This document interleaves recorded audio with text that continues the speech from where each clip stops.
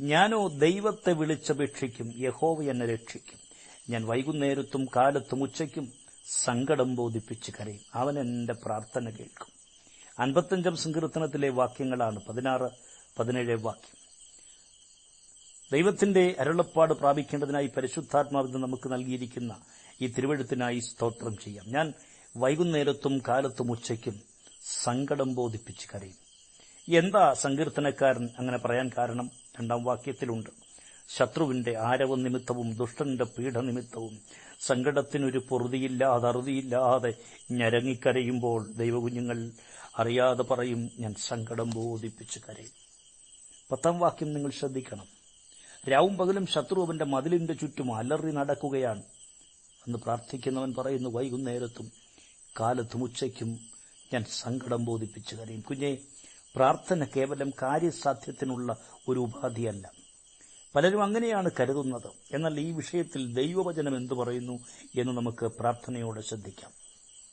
തിമോത്തിയോസിന്റെ 1-ാമത്തെ ലേഖനം നോക്കൂ, 4-ാം അധ്യായം അതിന്റെ 5-ാമത് വാക്യം. ദൈവവചനത്താലും പ്രാർത്ഥനയാലും ശുദ്ധീകരിക്കപ്പെടുന്നു എന്ന് കാണും. ഞാൻ ഒരിക്കൽ കൂടി ആ വാക്ക് ഉരുവിടുന്നു. ദൈവവചനത്താലും പ്രാർത്ഥനയാലും ശുദ്ധീകരിക്കപ്പെടുന്നു. വത്സല ദൈവവേദന, നീ പ്രാർത്ഥിക്കുമ്പോൾ നീ പോലും അറിയാതെ നിന്നിൽ സ്വർഗീയ തമ്പുരാന്റെ വലിയ ശുദ്ധീകരണം നടക്കുകയാണ്. വലിയ ശുദ്ധീകരണം ദൈവം നടത്തുന്നു. വചനകേഴ്വിയിലും ശുദ്ധീകരണം പ്രാപിക്കാം. എന്നാൽ തിരുവചന കേൾവിയുടെ സമയം പരിമിതമാണ്. പക്ഷെ സമയപരിമിതിയില്ലാതെ പ്രാർത്ഥിക്കാൻ കഴിയും. അങ്ങനെ സ്വർഗീയ വിശുദ്ധി നമുക്ക് പ്രാപിച്ചെടുക്കാം. ഓർത്തുകൊള്ളുക, ശുദ്ധീകരണം പ്രാപിച്ചവന്റെ മുമ്പിൽ ഒരു ദുഷ്ടശക്തിയും ഉറച്ചു നിൽക്കത്തില്ല.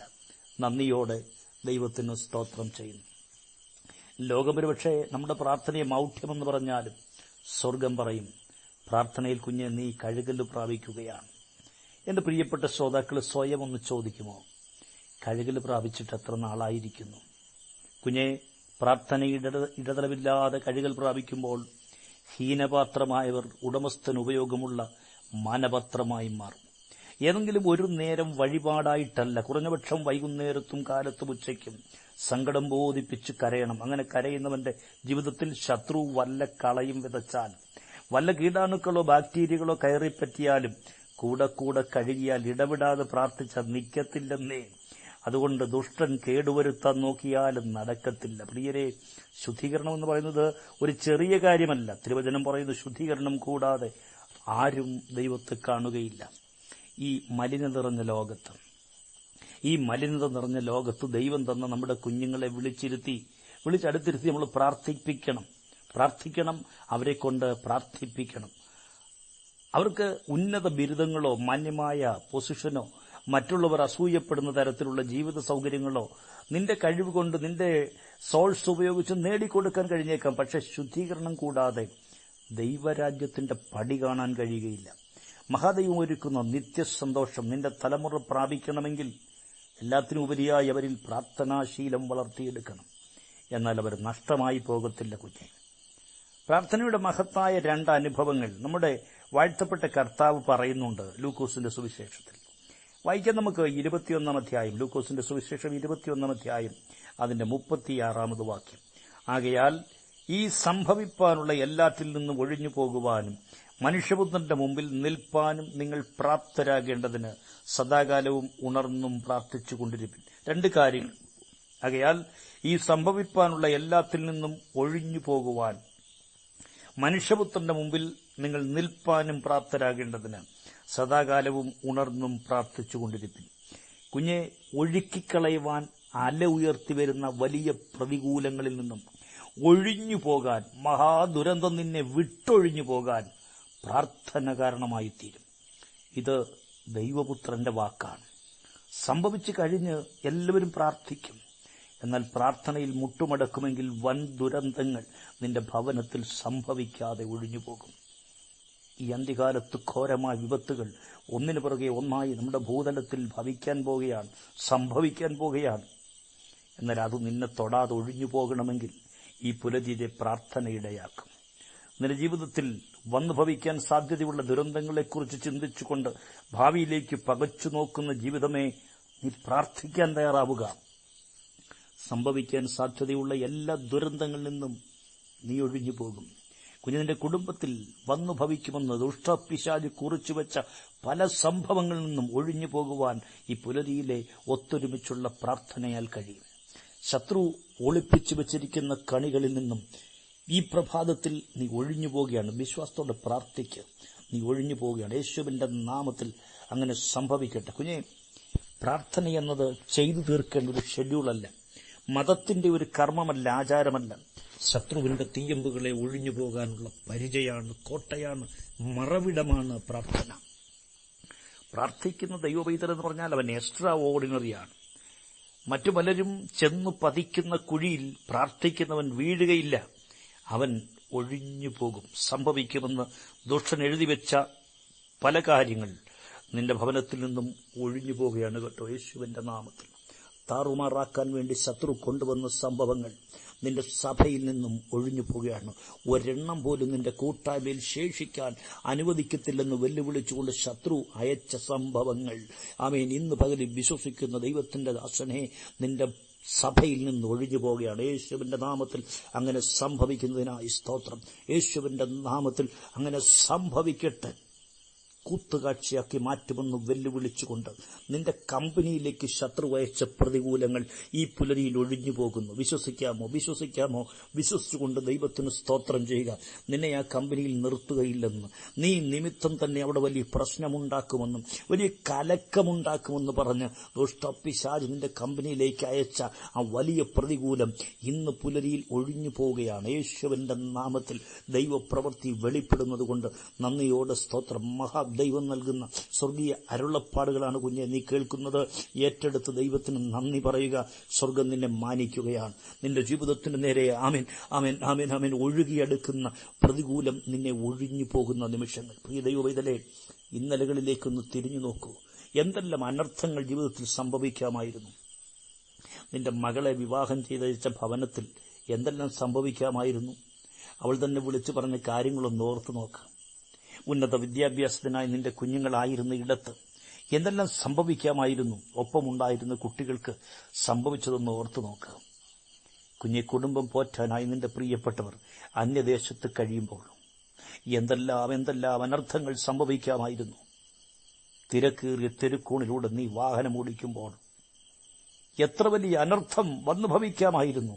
കുഞ്ഞെ, നിനക്ക് വേണ്ടി പ്രാർത്ഥിക്കാൻ ചിലർ ഉണ്ടായിരുന്നതുകൊണ്ട്, യെസ്, ഹല്ലേലൂയ ഹല്ലേലൂയ, നിനക്ക് വേണ്ടി പ്രാർത്ഥിക്കാൻ ചിലരുണ്ടായിരുന്നത് കൊണ്ട് ഒഴിഞ്ഞുപോയതാ കേട്ടോ.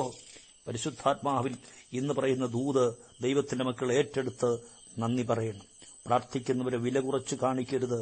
പ്രാർത്ഥിക്കാൻ ലഭിക്കുന്ന സമയം നീ വൃഥാവാക്കുകയും ചെയ്യരുത്. ഞാൻ പ്രിയപ്പെട്ടവരോട് പരിശുദ്ധാത്മാവിൽ ഒരു മർമ്മം പറയുവാൻ ആഗ്രഹിക്കുന്നു. പ്രാർത്ഥിക്കുന്ന നിന്നെ നീ ആയിരിക്കുന്ന ദേശത്ത് ദൈവം ആക്കി വച്ചിരിക്കുന്നതിന് കർത്താവിനൊരു ഉദ്ദേശമുണ്ട്. തിരുവചനം പറയുന്നു, തടുക്കുന്നവൻ വഴിയിൽ നിന്നും മാറിയാൽ അധർമ്മമൂർത്തി വെളിപ്പെടും. സ്തോത്രം. അതുപോലെ തന്നെയാണ് പ്രാർത്ഥിക്കുന്ന ദൈവത്തിലെ നീ ആ ദേശത്തുള്ളത് കൊണ്ടാണ്, ആ സഭയിലുള്ളത് കൊണ്ടാണ്, ആ കുടുംബത്തിലുള്ളത് കൊണ്ടാണ്, ആ കമ്പനിയിലുള്ളത് കൊണ്ടാണ് കൊടി വിപത്തുകൾ, അനർത്ഥങ്ങൾ അവിടെ സംഭവിക്കാതിരിക്കുന്നത്. ലോത്ത് സോദോം വിട്ടപ്പോൾ അഗ്നിഗന്ധക തീമഴ, സ്വർഗീയ ന്യായവിധി പെയ്തിറങ്ങിയതുപോലെ ദോഷം വരുത്തല്ലേ കർത്താവേ എന്ന് പ്രാർത്ഥിക്കുന്ന നീ നടുവിൽ നിന്നും മാറിയാൽ, ദേശത്തുനിന്ന് മാറിയാൽ, വീട്ടിൽ നിന്ന് പിണങ്ങി മാറിയാൽ, സഭയിൽ നിന്ന് പിണങ്ങി മാറിയാൽ, നീ പോയാൽ അവിടെ ദുരന്ത സംഭവങ്ങൾ അരങ്ങു തകർക്കും. ദൈവത്തിന് നന്ദിയോടെ സ്തോത്രം ചെയ്യുന്നു. ഈ വാക്യത്തിൽ പ്രാർത്ഥനയെപ്പറ്റി കർത്താവ് പറയുന്ന മറ്റൊരു കാര്യം കൂടി നമുക്ക് ശ്രദ്ധിക്കാം. നീ മനുഷ്യന്റെ മുമ്പിൽ നിൽക്കാൻ പ്രാപ്തനാക്കുന്നത്, നിന്നെ മനുഷ്യന്റെ മുമ്പിൽ, മനുഷ്യപുത്രന്റെ മുമ്പിൽ നിൽക്കാൻ പ്രാപ്തനാക്കുന്നത് പ്രാർത്ഥനയാണ്. മന്ത്രിയുടെ മുമ്പിലല്ല, അത്ഭുത മന്ത്രിയുടെ മുൻപിൽ. രാജാവിന്റെ മുമ്പിലല്ല, രാജാതിരാജാവിന്റെ മുൻപിൽ. പ്രഭുവിന്റെ മുമ്പിലല്ല, സമാധാന പ്രഭുവിന്റെ മുൻപിൽ. ശക്തന്റെ മുമ്പിലല്ല, സർവശക്തന്റെ മുൻപിൽ. ഏതെങ്കിലും പ്രാദേശിക ദേവന്റെ മുമ്പിലല്ല, മഹാദൈവത്തിന്റെ ഓമനപുത്രന്റെ മുമ്പിൽ നിൽക്കാൻ പ്രാപ്തി വേണം. മെത്രാപ്പൊലീത്തിന്റെ കുടുംബക്കാരനാണ് തോമാസ് ലീഗ. മൂക്കിയവന്റെ സന്തതിയാണ്. കുരിശടി പണിഞ്ഞവനാണ്. പെരുന്നാളിന് കുരിശു പിടിച്ചവനാണ്. റാസയ്ക്ക് മുൻപിൽ മുത്തുക്കുട പിടിച്ചവനാണെന്ന് പറഞ്ഞാൽ മനുഷ്യപുത്രന്റെ മുൻപിൽ നിൽക്കാൻ പ്രാപ്തനാകയില്ല. അതിന് നിന്നെ പ്രാപ്തനാക്കുന്നത് പ്രാർത്ഥനയാണ്. കുഞ്ഞെ, പ്രാർത്ഥനയെന്ന് പറയുന്നത് മനപ്പാഠം പഠിക്കേണ്ട കാര്യമല്ല. ഇഫ്താഹിനെ നോക്കിയാൽ നമുക്കത് മനസ്സിലാകും. ന്യായാധിപന്മാരുടെ പുസ്തകം ഒന്ന് എടുത്താട്ടെ, 11-ാം അധ്യായം 11-ാമത് വാക്യം. യിഫ്താഹ് മിസ്പയിൽ വെച്ച് തന്റെ കാര്യമെല്ലാം യഹോവയുടെ സന്നിധിയിൽ പ്രസ്താവിച്ചു. അവനവന്റെ ജീവിതം ദൈവത്തോട് പറഞ്ഞു. കുഞ്ഞെ, അവനവന്റെ ജീവിതം ദൈവത്തോട് പറയാൻ മനപ്പാഠം പഠിക്കണോ? തന്റെ കാര്യമെല്ലാം പ്രസ്താവിച്ചു. കുഞ്ഞെ, എല്ലാവരോടും എല്ലാം പറയാനാവില്ല. ചിലരോട് രഹസ്യമായി പ്രാർത്ഥിക്കാൻ പ്രാർത്ഥനാ വിഷയം പറഞ്ഞാൽ ന്യൂസ് ചാനലിൽ കൊടുത്ത പോലെയാകും. എന്നാൽ നിന്റെ കാര്യമെല്ലാം പ്രസ്താവിക്കാൻ പറ്റിയ ഒരു സ്ഥലമാണ് ദൈവസന്നിധി. യിഫ്താഹ് എന്തായിരിക്കും ദൈവസന്നിധി പ്രസ്താവിച്ചത്? തിരുവചനം പറയുന്നു, തന്റെ കാര്യമെല്ലാം പ്രസ്താവിച്ചു. എന്തായിരുന്നു തന്റെ കാര്യം? അവനെ നൊമ്പരപ്പെടുത്തിയ കാര്യം. പരാക്രമശാലിയായിരുന്നിട്ടും വേശ്യാപുത്രൻ എന്ന് പറഞ്ഞ് സമൂഹം അവനെ കുത്തി നോവിച്ചു. ദൈവത്തിന് നന്ദിയോടെ സ്തോത്രം. പിഴച്ചുണ്ടായവനാണ് നീ, നിനക്ക് ഓഹരിക്ക് അവകാശമില്ലെന്ന് പറഞ്ഞ് സഹോദരങ്ങൾ അവനെ കുത്തി നോവിച്ചു, ആട്ടിയകറ്റാൻ ശ്രമിച്ചു. ദൈവത്തിന് സ്തോത്രം. നിങ്ങളുടെ സഹോദരനാണെന്ന്, ഞങ്ങളുടെ സഹോദരനാണ് നീ എന്ന് പറയാൻ നാണക്കേടാണെന്ന് പറഞ്ഞ് പരിഹസിച്ചവർ. ഹല്ലേലൂയ. അവൻ അനുകൂലമായി സംസാരിക്കാൻ ആരുമില്ലായിരുന്നു. എല്ലാവരും അവനെ ഒറ്റപ്പെടുത്തി, കുറ്റപ്പെടുത്തി, പുച്ഛിച്ചു, പരിഹസിച്ചു, ആട്ടിയകറ്റാൻ നോക്കി. പരാക്രമശാലിയാണെങ്കിലും തം വഴക്കിടാനൊന്നും പോയില്ല. ദൂരെയുള്ള തോബ് ദേശത്ത് പോയി പാർത്തു. ചില ഇംഗ്ലീഷ് പരിഭാഷകളിൽ കോളനിയിൽ പോയി പാർത്തു എന്ന് വായിക്കുന്നു. തോബ് ദേശം എന്നുള്ളത് അങ്ങനെയാണ് പരിഭാഷപ്പെടുത്തിയിരിക്കുന്നത്. എന്നാൽ പ്രിയപ്പെട്ടവരെ, യിഫ്താഹ് ഇസ്രയേൽ വിട്ട നാൾ മുതൽ നാട്ടിൽ പരിഹരിക്കാനാവാത്ത വിഷയങ്ങൾ പൊങ്ങി വരാൻ തുടങ്ങി. ദൈവത്തിന് സ്തോത്രം. 300 വർഷം മുമ്പ് നടന്ന സംഭവത്തിന്റെ പേരിൽ അമോര്യ രാജാക്കന്മാർ യുദ്ധപ്രഖ്യാപനം നടത്തി. പണ്ട് സീഹോന്റെ നാട് പിടിച്ചടക്കിയതാണ് പോലും. ഞങ്ങളുടെ പിതാക്കന്മാരിൽ നിന്നും പിടിച്ചെടുത്ത ഭൂമി ഞങ്ങൾക്ക് തിരികെ തരണം. ഞാൻ ചിന്തിക്കുന്നു, ചുറ്റുമുള്ള രാജ്യക്കാരും പറഞ്ഞു കാണും, അമോര്യരുടെ ഭാഗത്താണ് നീതി. കുഞ്ഞെ, ദൈവത്തോട് പ്രാർത്ഥിക്കുന്നവൻ ദേശത്തുണ്ടെങ്കിൽ ശത്രു തലപൊക്കത്തില്ല. നന്ദിയോടെ സ്തോത്രം. ശത്രു ഇന്ന് നിന്റെ ദേശത്ത് തലപൊക്കാതിരിക്കുന്നത്, നിന്റെ കൂടാരത്തിൽ തലപൊക്കാതിരിക്കുന്നത് പ്രാർത്ഥിക്കുന്നു നീ അവിടെ ഉള്ളതുകൊണ്ടാണ്. സ്തോത്രം. എന്നാൽ പ്രാർത്ഥിക്കുന്ന ദൈവപൈതലിനെ അട്ടിപ്പുറത്താക്കിയാൽ ഉറങ്ങിക്കിടന്ന വിഷയങ്ങളും തല ഉയർത്തി പത്തി വിരിച്ചാടാൻ തുടങ്ങും. ആർക്കും കീഴടക്കാനാവാത്ത അമൂല്യ ശക്തികൾ പഴയ അവകാശവാദങ്ങളുമായി വന്ന് സ്വൈര്യം കെടുത്താൻ തുടങ്ങിയപ്പോൾ ദൈവഭയമുള്ള ആൾക്കാർ വന്ന് പറഞ്ഞു, ചങ്ക് തല്ലി കരഞ്ഞുകൊണ്ട് ഇവിടുന്ന് ഇറങ്ങിപ്പോയ ഒരുത്തനുണ്ടല്ലോ, യിഫ്താഹ്, വേശ്യാപുത്രൻ എന്ന് പറഞ്ഞ് ആക്ഷേപിച്ചവൻ, നീ ഓഹരിക്ക് അവകാശമില്ലെന്ന് പറഞ്ഞ് ഓടിച്ചവൻ, അവനെ മടക്കി വരുത്തിയല്ലാതെ ഈ പ്രശ്നം പരിഹരിക്കയില്ല. ദൈവത്തിന് സ്തോത്രം. അവർ പോയി അവനെ മടക്കിക്കൊണ്ടുവന്നു. എന്നാൽ യിഫ്താഹ് ചുമതല ഏറ്റെടുക്കും മുമ്പ് ദൈവസന്നിധിയിൽ തന്റെ കാര്യമെല്ലാം പ്രസ്താവിച്ചു. കുഞ്ഞെ, വമ്പന്മാർക്ക് കഴിയാഞ്ഞതിനെ സാധിപ്പാൻ പ്രാർത്ഥിച്ചവനെ ദൈവം സഹായിച്ചു. ഇന്ന് പുലരിയിൽ ദൈവസന്നിധിയിൽ തന്റെ കാര്യമെല്ലാം പ്രസ്താവിക്കുവാൻ ആര് തയ്യാറാകും? ദൈവത്തിന്റെ വചനം പറയുന്നു, പ്രാർത്ഥനയിൽ ഉറ്റിരിക്കണം. പ്രാർത്ഥനയിൽ അതേ സ്തോത്രത്തോടതിൽ ജാഗരിക്കണം. പ്രാർത്ഥനയിൽ ഉറ്റിരിക്കാൻ നീ തയ്യാറാകുമോ എന്ന് പറഞ്ഞാൽ മറ്റു വിഷയങ്ങളൊന്നും ഇടപെടാതെ പ്രാർത്ഥനയിൽ മാത്രം, നിന്നെ അലട്ടുന്ന വിഷയങ്ങളിൽ മാത്രം ചില ദിവസങ്ങൾ വേർതിരിച്ച് ഉറ്റിരിക്കാൻ നിനക്ക് കഴിയുമെങ്കിൽ നിന്റെ പ്രശ്നത്തിന് വലിയ പരിഹാരം ദൈവം അയക്കാൻ പോവുകയാണ്. നാളുകളായില്ലേ വലിയ കീറാമുട്ടിയായ വിഷയങ്ങൾ നിന്നെ വല്ലാതെ മുറിപ്പെടുത്തുന്നു, നിന്നെ വല്ലാതെ അലോരസപ്പെടുത്തുന്നു. എങ്ങും ഒരു സ്വസ്ഥത, സമാധാനം തരാതെ എന്നും ജീവിതത്തിൽ അത് പത്തിപിരിച്ചു നിൽക്കൽ യേശുവിന്റെ നാമത്തിൽ ഇന്ന് പകലിൽ ഈ പുലരിയിൽ ദൈവത്തിന്റെ പരിശുദ്ധാത്മാവ് നിന്റെ വിഷയത്തിന്റെ മേൽ കൈചലിപ്പിക്കുകയാണ്. നിന്റെ കുടുംബത്തെ നശിപ്പിക്കുമെന്ന് പറയുന്ന പോരുകൾ ഇന്ന് പകലിൽ ഒഴിഞ്ഞു പോകുകയാണ്. യേശുവിന്റെ നാമത്തിൽ വിശ്വസിക്കുക. നിന്റെ തലമുറയെ നാശത്തിലേക്ക് കൊണ്ട് ചാടിക്കുമെന്ന് പറയുന്ന അന്ധകാര ശക്തികൾ പ്രാർത്ഥിക്കുന്ന ദൈവത്തിലെ നിന്റെ മുമ്പിൽ നിന്ന് ഒഴിഞ്ഞു പോകുന്ന ദിവസമാണ് ഈ പുലരി. നിന്റെ ജീവിതത്തിൽ വിസ്മരിക്കാനാവാത്ത ഒരു പുലരിയായി മാറുകയാണ്. യെസ്, നിന്റെ ശാരീരിക ഭാഗത്തിൽ വേദന വല്ലാതെ പിടിമുറുക്കിയിരിക്കുന്ന സ്ഥലത്ത് നിന്നെ വല്ലാതെ അലട്ടുന്നു. പ്രാർത്ഥനയിൽ ഒന്ന് ഏകാഗ്രപ്പെടാൻ പോലും കഴിയാത്ത നിലയിൽ ശരീരത്തിൽ വല്ലാത്ത വേദനയിലിട്ടലട്ടുന്ന ദുഷ്ട രോഗശക്തികൾ യേശുവിന്റെ നാമത്തിൽ മാറിപ്പോവുകയാണ്. നിന്നെ ഒഴിഞ്ഞു പോകുകയാണ്. ആ രോഗാത്മശക്തികൾ നിന്നെ ഒഴിഞ്ഞു പോകും. പോകുന്നു. യെസ്, വിശ്വാസത്തോടെ ദൈവത്തിന് സ്തോത്രം ചെയ്യുക. യെസ്, പാരമ്പര്യത്തിന്റെ സേവാശക്തികൾ നിന്നെ വിട്ട് ഒഴിഞ്ഞു മാറുന്നു. നിന്റെ നാശം കാണാൻ തന്ത്രം ഒരുക്കി കാത്തിരിക്കുന്ന വ്യക്തികൾ അല്ലെങ്കിൽ ഒരുക്കി വെച്ച കുഴിയിൽ കണിയിൽ നീ അകപ്പെടാതെ വണ്ണം ഒഴിഞ്ഞു പോകുന്നു. യേശുവിന്റെ നാമത്തിൽ വലിയ ദൈവപ്രവൃത്തി ഇന്ന് പകലിൽ വിശ്വസിക്കുന്ന കുഞ്ഞുങ്ങളുടെ ജീവിതത്തിൽ വെളിപ്പെടുകയാണ്. യെസ്, നീ തലമുറയില്ലാതെ ഭാരപ്പെടുകയാണോ? വിശ്വാസത്തോടെ പ്രാർത്ഥിക്ക്. നിന്റെ കൂടാരത്തിൽ സന്തോഷം ഉദിക്കാൻ പോകുകയാണ്. കർത്താവ് നിന്റെ കുടുംബത്തിൽ അനുഗ്രഹത്തിന്റെ തലമുറയെ തരാൻ പോകുകയാണ്. നിന്റെ ചുണ്ടിൽ പുഞ്ചിരി വിരിയാൻ പോകുകയാണ്. നിന്റെ നിരാശ മാറാൻ പോകുകയാണ്. നിനക്ക് നിന്റെ പെൺമക്കൾക്ക് വിവാഹഗീതമുണ്ടാകുന്നില്ല. മറ്റുള്ളവർ അധരം മലർത്തി തലകുലുക്കുകയാണോ? നീ ഭാരപ്പെടരുത് കുഞ്ഞേ. നിന്റെ തലമുറക്ക് യോഗ്യമായ കുടുംബജീവിതം നൽകി മാനിക്കാൻ കഴിവുള്ളവൻ ജീവിക്കുന്നു. ഈ പ്രഭാതത്തിൽ ചേർന്ന് പ്രാർത്ഥിക്കൂ കുഞ്ഞേ.